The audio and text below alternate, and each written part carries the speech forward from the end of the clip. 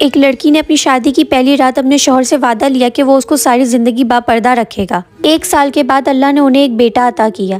फिर शौहर ने एक दिन अपनी बीवी से कहा, मेरी असिस्टेंट जॉब छोड़ गई है, तुम भी तो एक तालीम याफ्ता औरत हो, मेरे साथ काम कर कर मेरी हेल्प क्यों नहीं करती?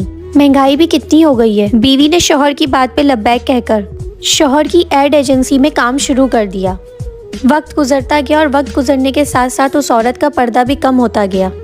फिर अल्लाह पाक ने उन्हें दूसरे बेटे से भी नवाजा। फिर एक दिन मॉडल न होने की वजह से शौहर ने अपनी बीवी से कहा कि एज अ मॉडल तुम काम करो। फिर इस तरह उस औरत का पर्दा बिल्कुल ख़त्म हो गया और वो अपने मुल्क की एक सुपर मॉडल बन गई। फिर अल्लाह ने उन्हें तीसरे बेटे से भी नवाजा। फिर एक दिन शौहर कहने लगा, देखा हमारे 3 बच्चे हैं, उसके बावजूद तुम इस मुल्क की सुपर मॉडल हो और तुम कहती थी कि मैं पूरी जिंदगी बापर्दा रहना चाहती हूँ। पर्दा ना करने का अंजाम मैं आपको अभी दिखाती हूँ। आप एक काम करें, उस कमरे में जाके छुप जाएं और कुछ भी हो ना बाहर मत निकलना। शौहर कमरे में जाकर छुप गया।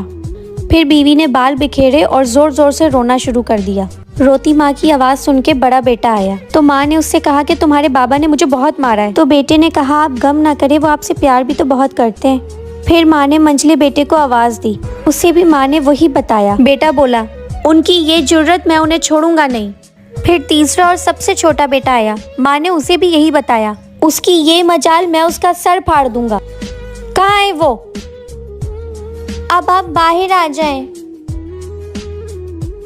ये क्या था? जब आपका पहला बेटा पैदा हुआ तब मैं बापर्दा थी, इसलिए उसने आपकी गलती पे पर्दा डाला और मुझे समझा कर चला गया। जब आपका दूसरा बेटा पैदा हुआ तब मैं नीम पर्दा करती थी, इसलिए उसने आपकी गलती पर पर्दा डालने के बजाय आप पर गुस्सा किया। जब आपका तीसरा बेटा पैदा हुआ तब मैं पर्दा नहीं करती थी, इसलिए आपके तीसरे बेटे ने आपकी गलती पे पर्दा डालने के बजाय बहुत ज़्यादा बदतमीजी और गालियों का इस्तेमाल किया। पढ़े इल्म हजार किताबां अपना आप न पढ़िया, जा जा वड़दा मंदिर मस्जिद मन अपने च न वड़िया।